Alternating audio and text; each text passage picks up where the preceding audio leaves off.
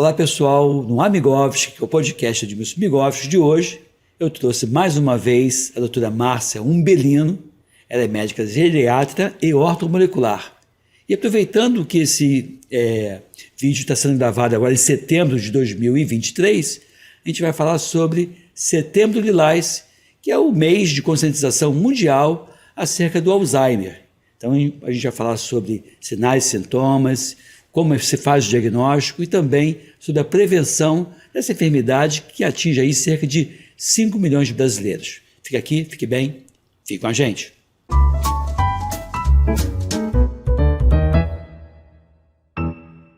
Pois é, Márcia Umbelino, doutora Márcia Umbelino, que é médica geriatra, né? Espero que seja minha geriatra qualquer dia desse, e também a médica ortomolecular, e é uma estudiosa da doença de Alzheimer. Afinal de contas, é um problema sério entre as pessoas mais velhas. Nós abrimos esse podcast falando em 5 milhões, embora os dados oficiais é algo em torno de 2 milhões. Primeiro, que queria que você comentasse sobre isso, da questão da subnotificação, né? A subnotificação, no meu entendimento, é porque ainda existe no universo das pessoas de que idoso tem que ter falha de memória. Pois é. E aí, com esse conceito, as pessoas às vezes demoram muito tempo para procurar um médico. O que eu quero dizer é o seguinte, que não tem que ter falha de memória em nenhuma idade.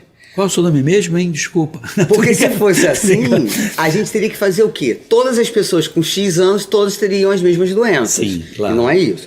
Então, no meu entendimento, a subnotificação é porque a gente fica muito condescendente com a falha de memória do idoso. Entendi. Ou seja, se subnotifica porque se subdiagnostica porque valoriza uma questão da perda de memória e que não teria que tornar normal isso. Não é normal. Não é normal. Então, porque senão todas as pessoas da mesma idade teriam sempre as mesmas coisas. Claro.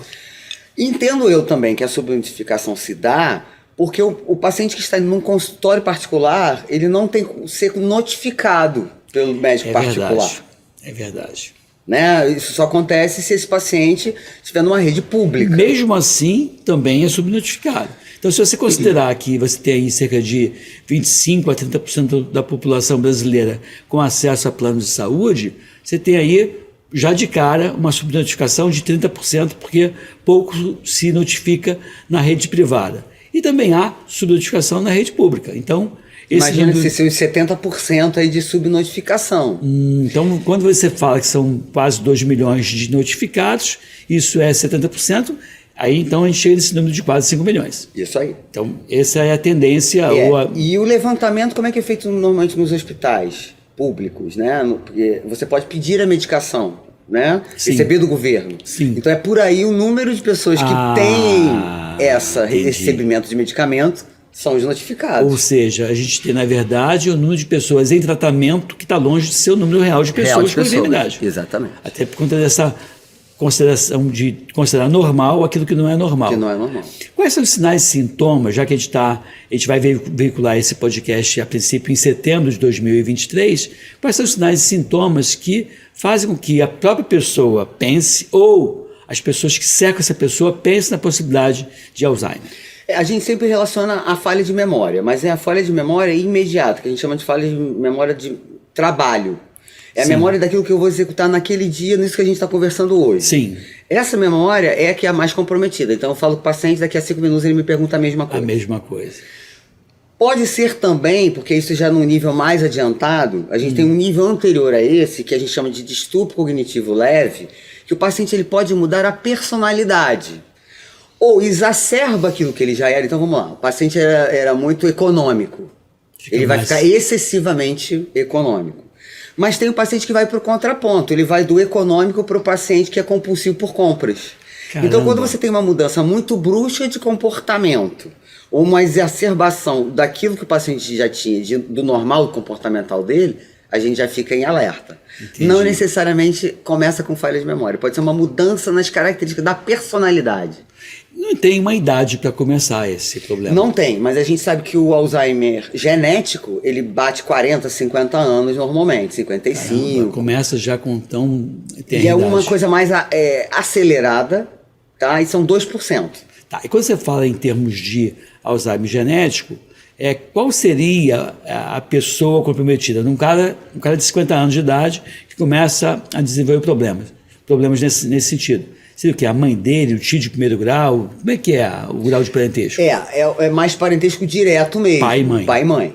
Mas assim, avô, avó também, porque antigamente morriam aos 60 anos, a gente não sabia. Não sabia. E quando a gente sabia, eram os esclerosados antigamente que não tinha tratamento. Verdade. Não é isso? Então o esclerosado ficava esclerosado, pronto, acabou. Então a gente é mais direto porque é o que a gente começou a estudar. Só que o que eu acho que é o mais importante no que a gente está conversando é o diagnóstico feito de maneira correta. Porque o diagnóstico de Alzheimer ele é clínico, ele não é de imagem. Entendi. A imagem ajuda a descartar outras possibilidades de falha de memória. A AVC é uma. Entendi. Existe uma outra situação que a gente chama de hidrocefalia de pressão normal que dá falha de memória. Você tem a demência corpúsculo de Levy que não tem tratamento. Entendi. Você tem a demência parkinsoniana. Sim. A gente tem a demência frontotemporal que também não tem tratamento. Então a gente tem que diagnosticar bem para que a gente possa efetivamente tratar direito. E aí tratar, no caso desse cidadão, existem hoje medicamentos que são disponibilizados pelo Sistema Único de Saúde? Não para cura, mas para um controle. Então a gente diz que a doença é uma doença neurodegenerativa, progressiva e sem cura. Tá. Mas que a gente não sabe em quanto tempo as pessoas mudam de fase, elas mudam em platôs, que a gente chama. Então tá um período aqui, se ajusta a medicação, ela fica um período aqui, daqui a pouco ela cai. Isso vai depender de N situações. Pode ser, por exemplo, ele fraturou um fêmur, foi para o centro cirúrgico, porque foi anestesiado, que se diminuiu a passagem do sangue, porque está tudo basal, oxigenou mal o cérebro, o paciente volta mal da demência de Alzheimer, por exemplo, pós-cirúrgico. Então, esse paciente que tem um quadro de Alzheimer, ele tem que ter um cuidado sempre muito grande, multi-abordagem, multiprofissional. Multiprofissional. Que vai do fono, do nutricionista, do terapeuta ocupacional, do ortomolecular, do geriatra, desse olhar. Eu outro dia fui numa paciente demenciada e eles não têm sede. Porque eu brinco que o termostato do paciente demenciado ele não funciona legal, porque a função seria controlar a temperatura corporal. Esse termostato ele não funciona direito. Então o paciente ele não tem sede. Um paciente demenciado ele pode desorientar muitíssimo porque ele está desidratado. Ele pode desorientar porque ele tem uma infecção. Então você tem que ter um acompanhamento multifatorial e uma informação para quem cuida, para que eles saibam disso. Muitas vezes me ligam e digo, tá bebendo água? Aumenta a ingesta de água. A urina tá normal porque 70% das infecções são urinárias. Sim. 30% serão pulmonares. Sei lá, 1% serão as outras. Isso, e às vezes passa sem ninguém dar o diagnóstico, né? A pneumonia, o cara vai tossir, às vezes é infecção urinária.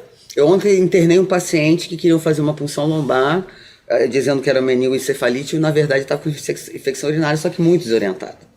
Isso foi meia-noite de ontem. Caramba, Márcia. Então a gente tem que ter essa consciência de que é Alzheimer mesmo. Eu tenho visto hoje muitos diagnósticos de Alzheimer sem a certeza, porque como eu não tenho como dizer que é verdade ou não, porque eu não tenho exame de imagem, é o que eu estou dizendo contra o que o meu colega está dizendo, 50-50. É, claro. Né? Então é importante esse diagnóstico. E muitos dos pacientes que estavam incluídos no diagnóstico de demência de Alzheimer não começaram demenciados, começaram com depressão. Caramba. Há 10 anos atrás, eu fui ao Mundial na Dinamarca, que eles levantaram isso. Toda a parte de prontuário médico é no computador, né? Então eles fazem levantamentos populacionais. Sim. 70% do grupo que estava incluído em Alzheimer não eram Alzheimer, eram depressivos. Porque o idoso abre quadro de depressão com falha de memória ou déficit de atenção. Então um diagnóstico diferencial importante de Alzheimer é com depressão. E abordagem totalmente diferente. Totalmente diferente. E, de novo, a necessidade de você ter esse acolhimento e essa visão, ocupar esse idoso, fazer com que ele tenha alegria de viver, né? Porque, assim, a pessoa começa a se distanciar da realidade e começa a piorar cada vez mais. Não só a parte física, mas a parte mental também. Essa sua colocação é perfeita. Eu tive num evento falando sobre longevidade, né? Então tinha a monja, a Corém, tinha aquele João Carlos pianista e tal. E, na verdade, a abordagem toda foi para que a gente cada vez mais fosse para a coisa da relação interpessoal. Então, a tentativa era que botasse nos médicos a coisa da emoção. Que anda meio complicado. Que a gente está esquecendo isso, né? Então, mostrando da importância para a cabeça, quer dizer, para a longevidade, essa coisa da fé, do trabalho voluntariado, de você ter um pensamento otimista sobre as coisas e Sim. a relação interpessoal.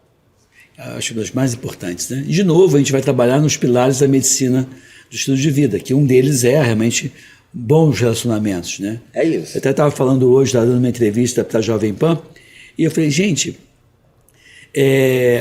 falando da medicina do estilo de vida, eu falei, gente, são 8 bilhões de pessoas no mundo, se distancia de pessoas tóxicas, de pessoas que te fazem mal, não é possível que não tenha uma pessoa que te agrade. Então, assim, porque essas pessoas, elas vêm, depositam um monte de energia ruim em você e sai fora e você fica ali remoendo aquela energia ruim. Então, acho que essa observação é muito importante.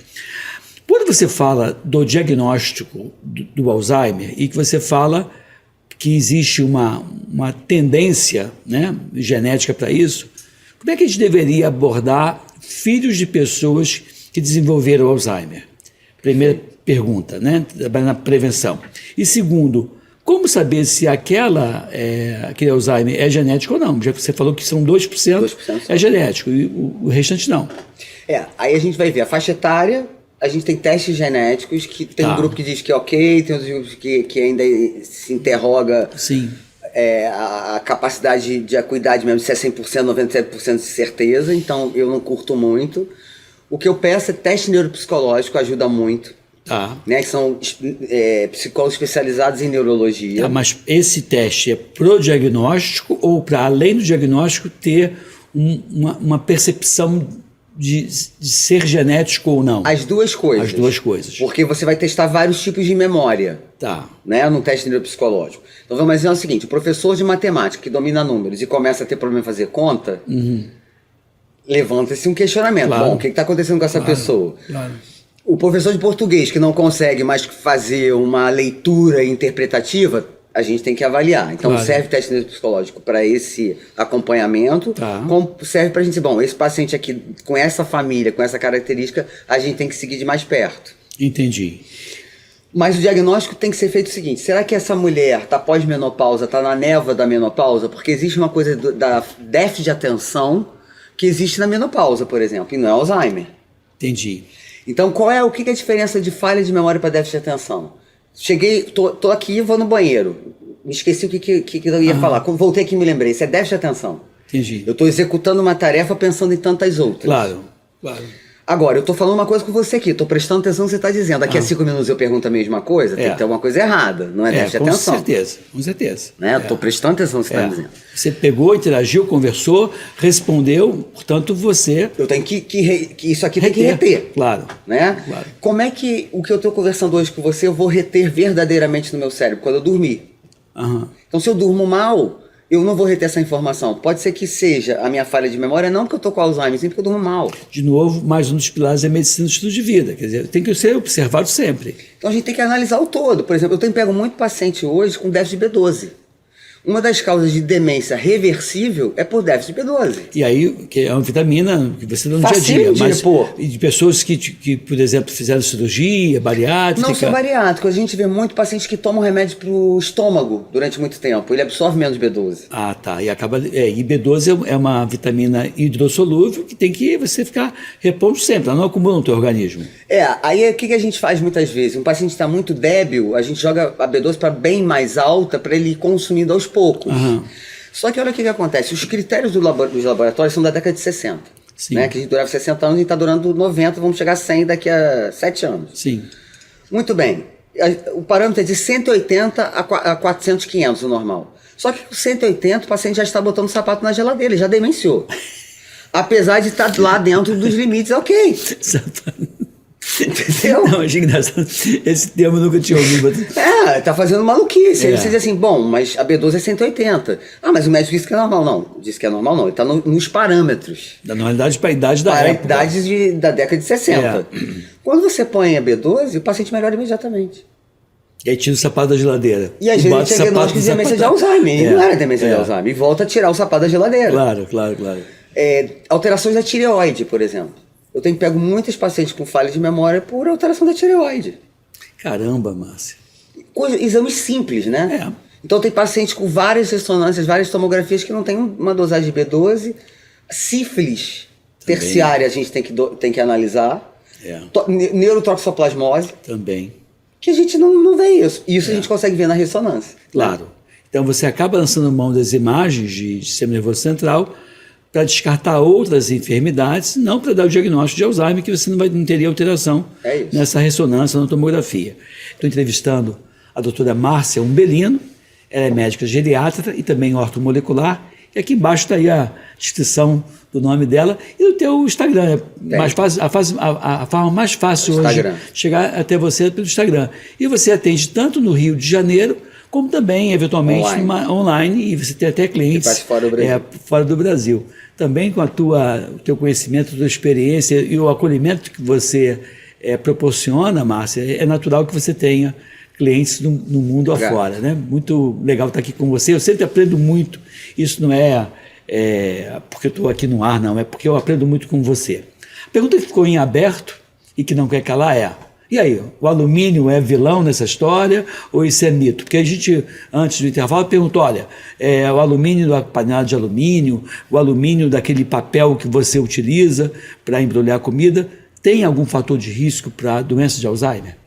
Tem, porque como a gente diz que é uma doença neurodegenerativa, progressiva e sem cura, e a gente diz hoje que está muito relacionada a processos inflamatórios na parede do vaso, que pode ser por metal pesado, alumínio, chumbo, que é intoxicação por metal pesado, mas pode ser por déficit nutricional, pode ser por N situações, cigarro, poucas horas de sono, muito estresse, né, alimentação errada, inflama esse cérebro e ele vai desenvolver um depósito de uma proteína chamada beta-amiloide, que é uma proteína inflamatória e que dificulta a transmissão de uma mensagem via neurônio a neurônio. Sim. Que é a mesma proteína inflamatória que tem no diabético. Entendi. Então, por que a gente diz que é uma doença inflamatória? Porque não tem doença mais inflamatória que a gente conheça do que o diabetes.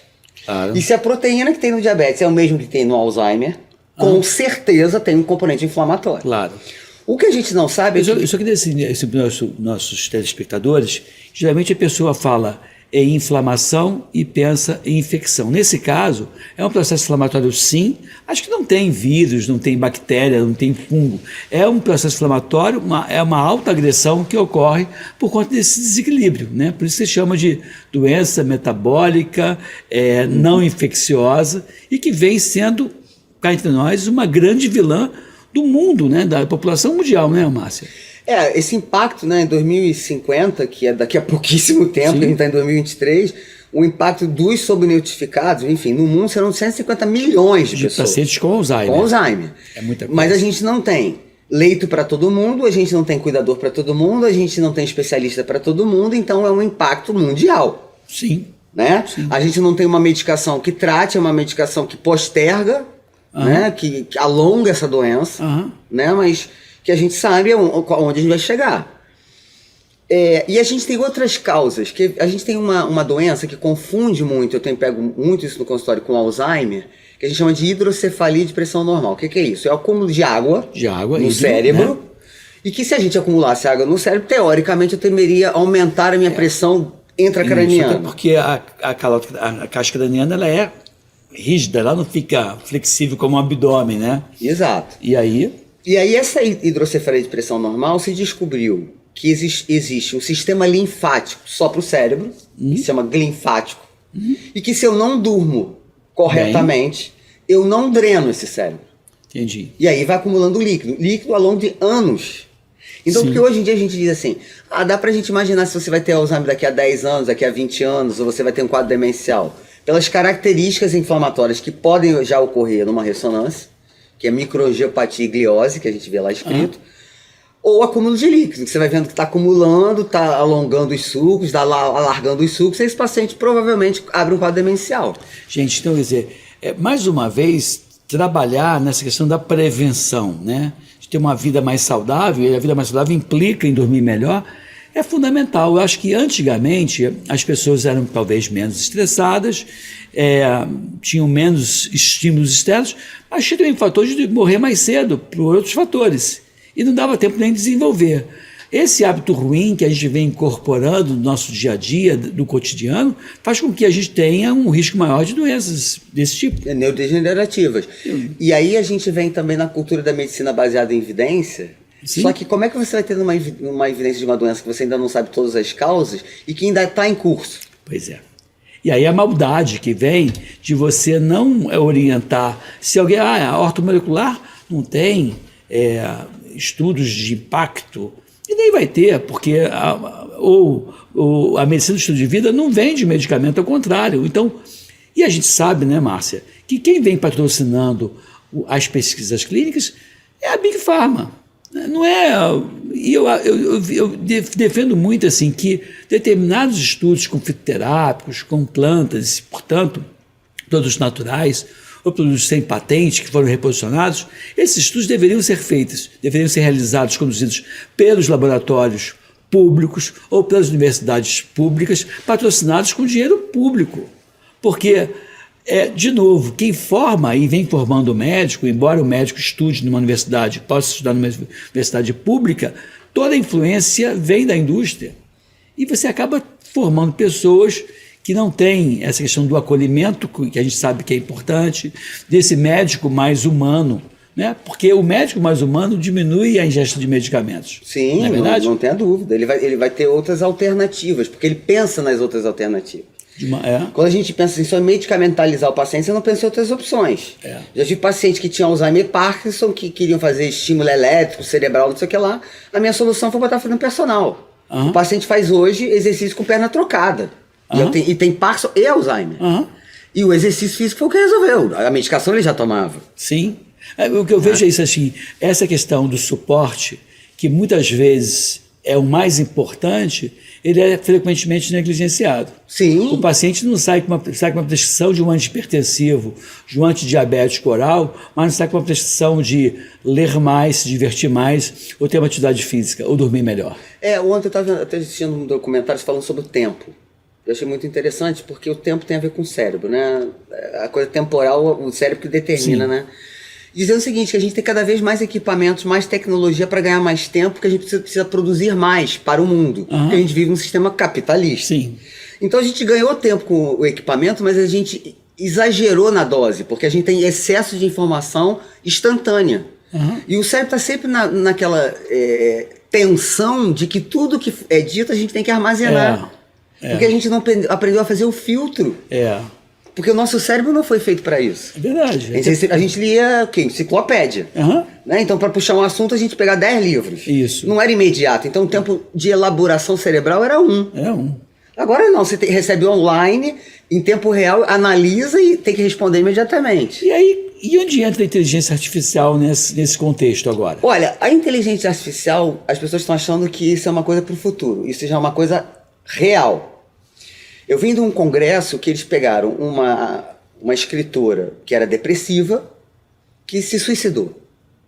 O que eles fizeram? Levantaram um livro, no momento que ela estava bem, emocionalmente, e fizeram um compilado de X palavras. Sim. Todas eram de otimismo, dia de sol, de coisa boa, de risadas e tal. E pegaram um livro que ela escreveu antes de se matar. Compilaram as palavras. Era de depressão, falta de sono, irritabilidade, falta de convívio social. Então, em questões de segundos, conseguiram mostrar a situação que ela estava emocionalmente quando ela escreveu um livro e outro. Entendi. Com a inteligência emocional.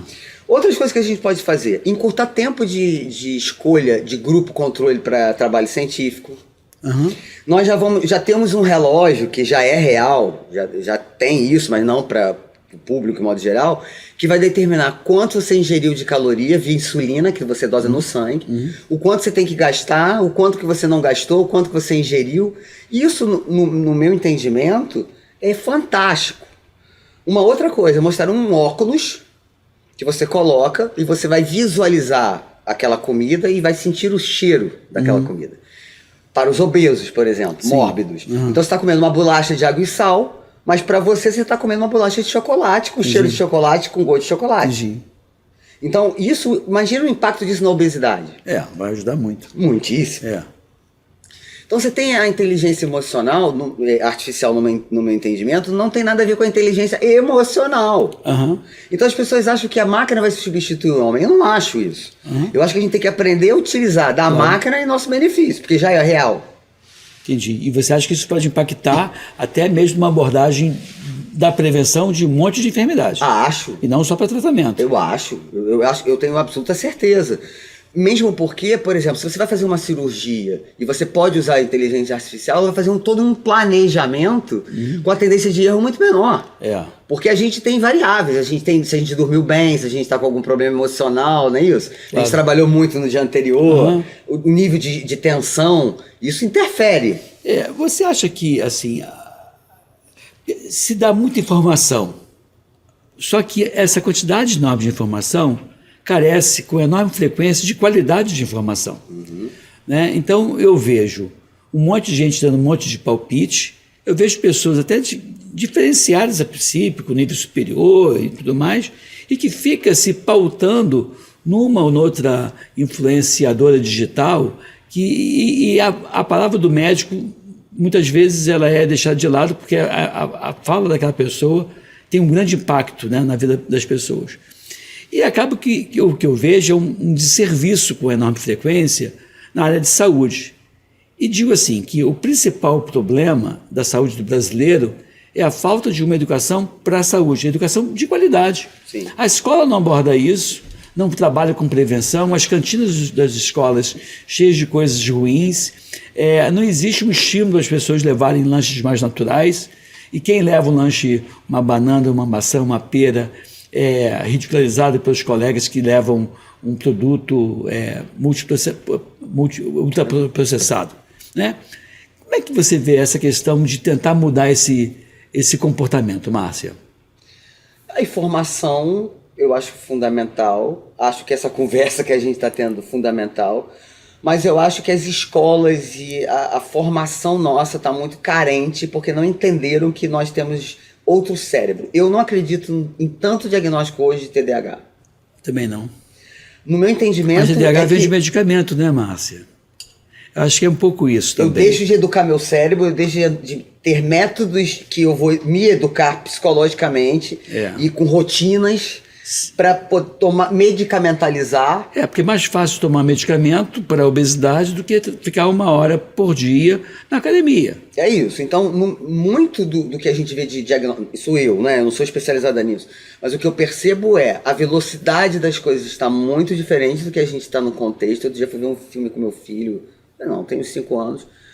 Eu falei, no meio do filme... no outro dia. Eu não estou aguentando mais esse desenho, porque numa rapidez que eu sou hiperativa, eu não consegui acompanhar. Você vai ter a mesma escola que a gente estudou, a mesma escola para um cérebro de uma velocidade totalmente diferente? Não mudou nada. Mudou nada. Forma de passar então, o conhecimento. talvez os alunos tenham que estudar meia hora e fazer exercício físico 15 minutos para gastar aquela energia e voltar. Então você acha assim que existe ainda um pouco cuidado tem muito conhecimento, acho que o conhecimento está segmentado, compartimentalizado e talvez essas pessoas não venham conversando entre si. Acho que a vaidade humana vem fazendo com que cada um fique encastelado ali no seu feudo e não conversa, não interage, porque tem muitas saídas que são muito simples. Sim. Né? Comer melhor é simples, atividade física é simples. Só que não, as pessoas estão no lado mais prático, que é a cirurgia, o medicamento, e isso vem sendo estimulado por uma prática médica ruim. Eu acho que falta diálogo entre médico e paciente, eu acho que falta explicação da doença daquele paciente e as possibilidades, né? De que é só o remédio? Não. Olha, você precisa do remédio, você precisa da nutricionista, você precisa do exercício físico, você precisa dormir, você precisa se relacionar. Então, tem que ter essa empatia, que eu sinto que não existe muito mais, essa empatia. Se tinha um médico de família, hoje em dia a gente não tem mais. Pois é. Que ele te conhecia pessoalmente e fisicamente. Então, eu acho isso, falta a coisa da empatia, mas a educação para a saúde eu acho fundamental. Fundamental. Sem isso você acaba não tendo não tem possibilidade assim, e eu vejo essa falha constante e vai em tudo, né? Quer dizer, o próprio controle da dengue, que é uma área mais do meu conhecimento, doença infecciosa, né, não contagiosa, você vê que tem países onde você tem um clima favorável para a proliferação do mosquito, você tem chuva, tem calor, tem até o mosquito, mas não tem tanta doença, porque o mosquito não prolifera como prolifera aqui. Então, aí a gente fica discutindo de novo, não, porque a dengue, aí vai lá o secretário de saúde, fala, se manifesta, quando na verdade deveria ser o secretário de obras, o secretário de educação, o secretário de um monte de outras secretarias, que esse grupo, trabalhando em conjunto, faria com que um caso ou outro que surgisse de dengue iria assim cair no colo do secretário de saúde. Mas assim, não existe uma integração dos poderes, das secretarias, dos conhecimentos visando a redução de enfermidades. Não existe isso. Porque a gente tem a cultura da tratar da doença, não fazer a prevenção da saúde. Só que o que a gente não está conseguindo entender, não visualizar, é que o mundo não suporta mais esse tipo de conduta, de tratar doenças. Não existe economicamente país que sustente isso. Por outro lado, tem um grupo interessado no teu gasto. Lógico. É essa a questão, né? Lógico. E aí a gente entra nesse conflito. A gente vem falando o tempo todo, já há alguns anos, na medicina baseada em evidência, nos estudos do cego prospectivo, randomizado, placebo controlado, e aí deixa de lado o conhecimento, a experiência do médico. Sim. Uma vez, e aí é com essa frase que eu vou encerrar esse bloco para o próximo bloco.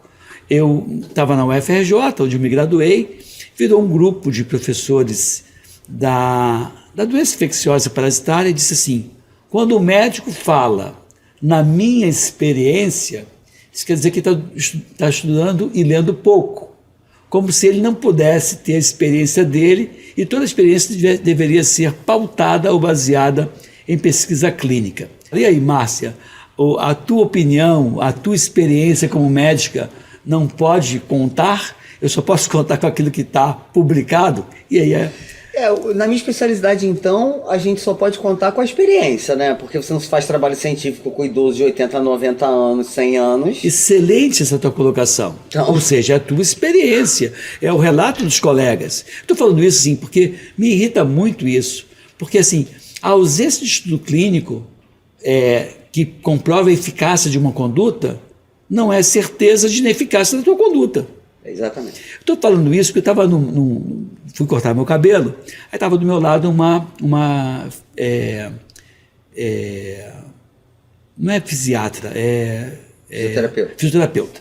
Uma pessoa muito estudiosa e tudo mais, com mestrado, com doutorado, e aí virou uma cliente e falou assim, vem cá, doutora, essa questão da ozonoterapia.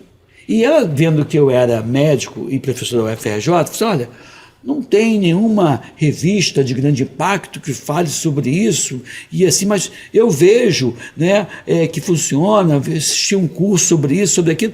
Aí eu falei assim, olha só, de novo, ninguém vai estudar muito a ozonoterapia, porque isso não vende medicamento, isso tira medicamento. Então, a gente tem que começar a dar mais a cara a tapa e mostrar a tua experiência, sim, ela é válida. Os pacientes que você atendeu é válido como experiência. Se você só se basear o tempo todo na tal da medicina baseada em evidência, você deixou de fora um monte de coisas.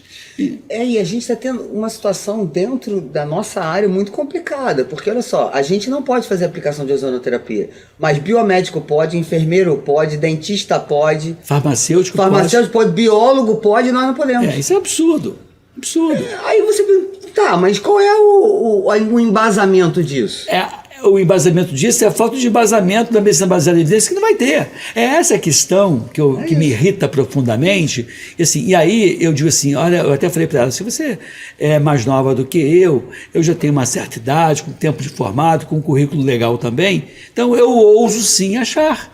Eu tenho direito de achar, eu tenho inteligência, eu tenho conhecimento, eu tenho experiência e eu vou achar. Você pode ir na fonte hoje. Né? Eu vou pensar diferente, eu vou fazer diferente e eu vou ter uma visão mais crítica.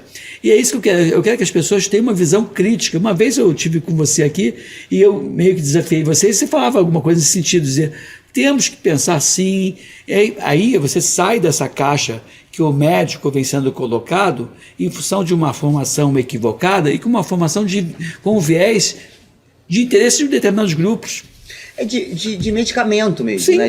Da doença. Eu ontem estava assistindo, eu fico de noite assistindo um montão de coisa, e aí eu vi um amigo meu que fala sobre medicina endocannabinoide, apesar de ser cirurgião muito bem sucedido em São Paulo, em Curitiba. E ele com a cara de chateado, eu falei, eu vou prestar atenção no que ele tá falando. E aí ele tava falando o seguinte, que ele tava recebendo uma série de reclamações e tal, de vários colegas falando que não existia função da medicina endocannabinoide. E que não tinha embasamento científico. Ele apresentou ontem 60 mil trabalhos, referências. Uhum. Ó, entra aqui, são 48 mil sobre esse assunto. Não é possível que 60 mil trabalhos não tenha nenhum, nem 10 que sejam bem feitos. E por que você acha que acontece isso? Porque a gente vai tirar um montão de medicamento, porque você consegue tratar muitas coisas com endocannabinoide, porque o efeito colateral quase nenhum, sendo quase nenhum mesmo. Uhum. Então, no meu entendimento, é isso. E falta de conhecimento. E aí vem o preconceito, que em parte é imposto pelas questões de interesse econômico. Exatamente. Né? Fala em medicina canabinoide, né? Você vê, é engraçado como, acho que todos esses fitoterápicos, acho que o cannabis foi o que vem sofrendo retaliação de tudo que é lugar, né? O próprio cânhamo, que é um tipo de cannabis, e que é muito bom na obtenção de tecidos, que as caravelas eram feitas com tecido proveniente do cânhamo. Aí vem a indústria de algodão, mete bronca no cânhamo. Aí depois você sabe que, dependendo do uso recreativo, você pode ter um pouco mais de ficar mais tranquilo, e aí compete com a indústria de bebida, tendo bem menos evento diverso do que a cerveja, do que a cachaça, do que outras bebidas alcoólicas. Então, preconceito. Assim, aí vem agora a indústria farmacêutica também metendo bronca. Eu não sei como é que você entende isso, mas o que eu vejo é o seguinte, quando eu digo assim, olha, eu acho que agora a gente poderia juntar aqui o canabidiol, bababá. Sim. Aí vai pro colega. Não é momento. Aí eu falei assim, mas aonde está escrito qual é o momento? Tem trabalho dizendo qual é o momento? Qual é o momento? O guideline da Sociedade Brasileira disso, daquilo. Tá, mas como é que foi feito esse guideline? Como é que foi feita essa orientação? Com influência de quem? Com interesse de quem? É isso. Em que fase eu vou botar o cara com demenciado ou com Parkinson tomando... Aí isso provavelmente foi patrocinado, e as pessoas se reuniram no congresso na Europa, e aí essas pessoas ficam lá, eu já fui da indústria, eu sei o que é isso. Entendeu? Assim, eu tenho essa percepção, esse conhecimento. E hoje, eu olhando para trás, às vezes eu fico dizendo, gente, será que eu fui iludido? Será que eu fui... igual uma marionete? Isso não é um aborrecimento, uma chateação, porque eu fui criado, educado nesse mundo dos professores falando isso o tempo todo, e eu achava bonito dizer, não, a medicina é baseada em evidência.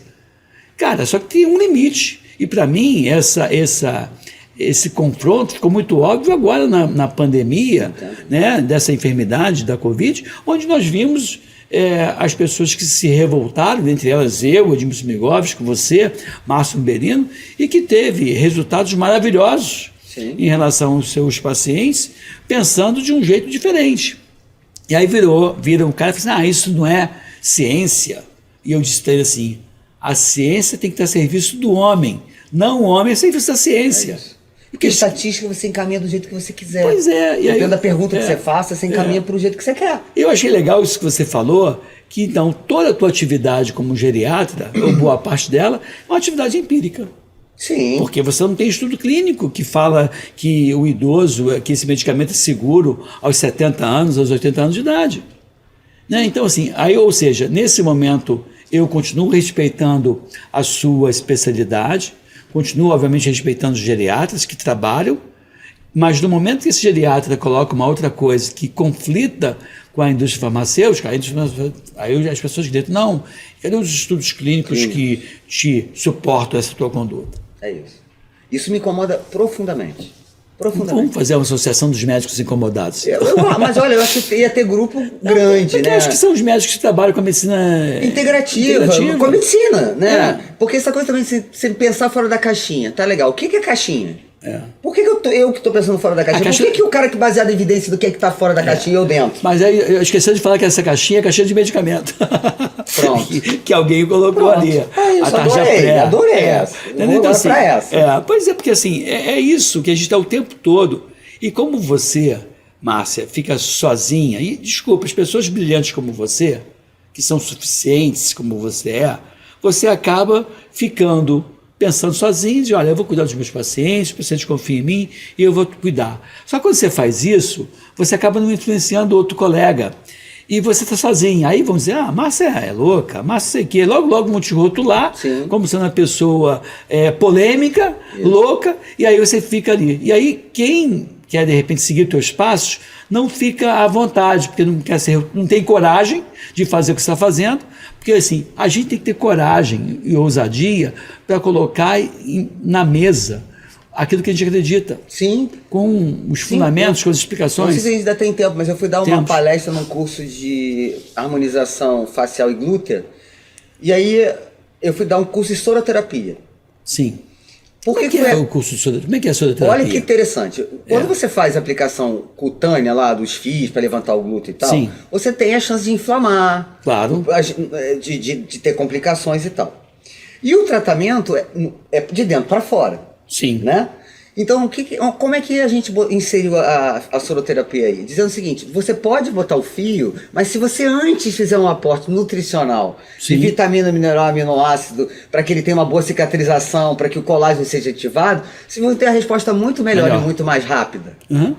Então a gente agora vai montar um curso dentro dessa parte estética de soroterapia. Pô, legal isso. Então a soroterapia que a gente está usando no paciente idoso para X doenças, ou para prevenção de X situações, a gente também pode usar na parte estética. Tá, para ficar claro, quando você fala em soroterapia, porque a primeira vez que eu ouvi falar esse termo, eu imaginava eu tirar o soro e tratar, ou fazer algum tipo de soro, de soro mesmo, de derivado derivado de sangue. Mas não, aí você fala soroterapia, você coloca nutrientes no frasco e aplica endovenoso. Então, na verdade, o soroterapia é via endovenosa de alguma coisa. Isso. Por quê? Primeiro, se a gente está falando de inflamação, de estresse oxidativo, quando entra, está no vaso, ele começa a antioxidar. Então já melhora a inflamação. Tá. A outra é que a absorção não precisa passar nem pelo estômago, nem pelo intestino. Tá. Então a absorção é muito melhor. Tá. Então você faz polivitamínicos, você faz uma série de coisas. E como são substâncias seguras, a princípio... Vitamina, mineral, aminoácido. É. Nada diferente disso. Tá. E aí o que acontece? Você vai tratar só a pele, que é a tua intenção? Não, vai tratar o olho também. Claro. Porque a primeira especialidade que falou de ortomolecular foi o oftalmo. Não sabia. Porque ela tinha vitamina selênio, zinco, ômega, né? Por quê? Porque você entrava naquela coisa do olho envelhecendo. Sim. E você não tinha o que fazer. Você ficava aguardando. O que o oftalmo percebeu? Que era o estresse oxidativo que gerava isso. Então foi o primeiro que começaram com o ortomolecular. E certamente não é... Não abriu mais mão. Não abriu mais mão e certamente são condutas que não tem ali muita... não é que não tem evidência, tem evidência clínica. Talvez não tenha essa evidência na pureza que a ciência fala, né? De ter um duplo cego randomizado prospectivo para ser para o outro lado. Teve uma determinada situação de uma pessoa que tem, não sei se eu posso falar ou não falar, mas assim, as pessoas começam a falar de ciência, né? Todo mundo agora se intitula cientista porque, se eu tenho doutorado, eu sou cientista, ok, mas nem sempre aquilo que você fala, e principalmente pessoas que não são médicas, não pode opinar na sua experiência médica. Sim. Quem tem que opinar na experiência médica é médico. Sim. Né? Aí você vê um monte de gente dando palpite numa área que não compete a essas pessoas. E falando o tempo todo da ciência, e se apropriarem dessa palavra.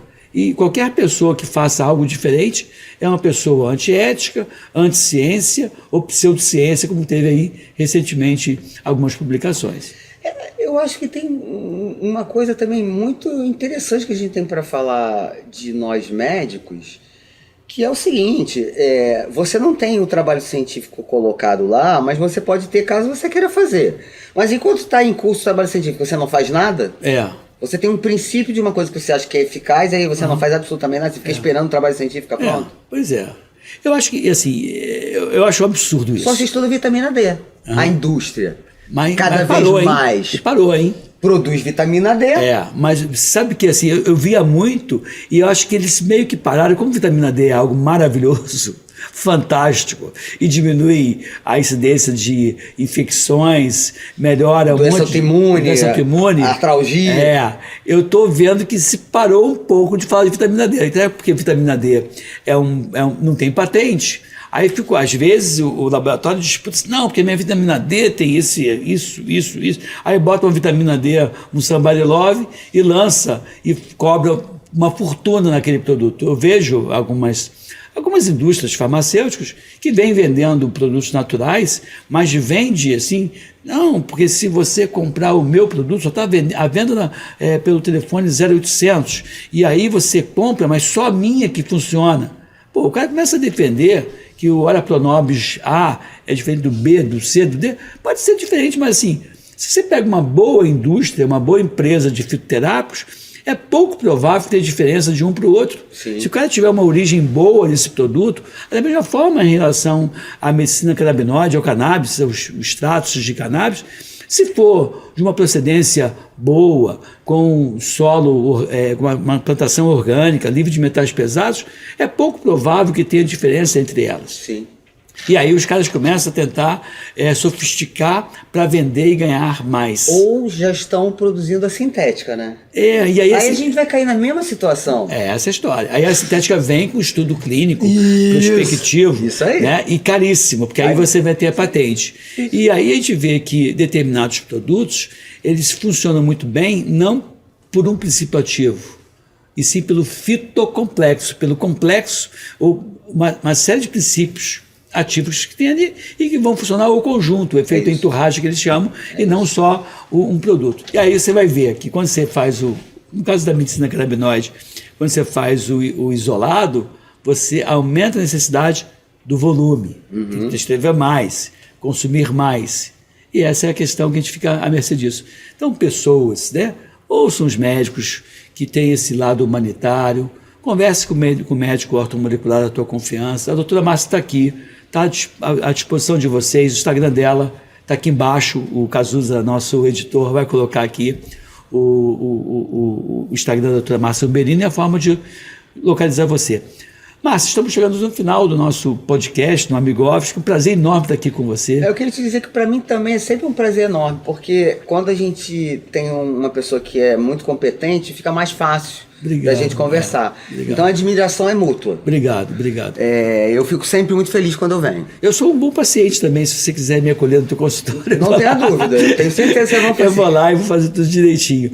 Mas é muito bom estar aqui com você. Palavras finais então agora, minha cara Márcia Umberini. Eu queria que a gente parabenizar vocês para a gente estar falando do Setembro Lilás, falar sobre o Alzheimer, que a gente tem que cada vez falar mais, porque esse impacto não está para acabar, está para aumentar. Infelizmente. Né? Então o esclarecimento é fundamental, a prevenção também, é possível fazer a prevenção.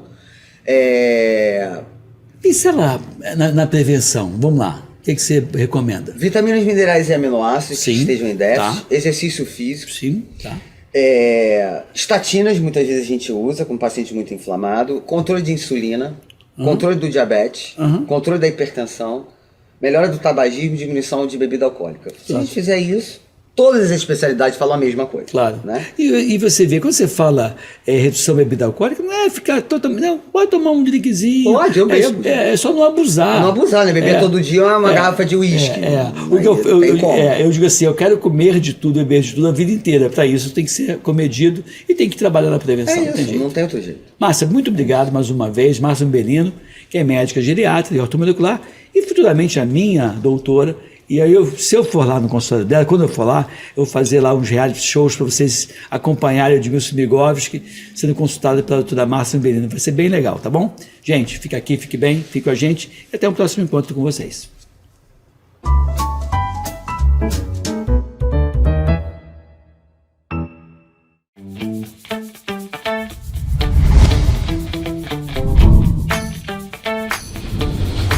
TVC, a TV do Correio da Manhã.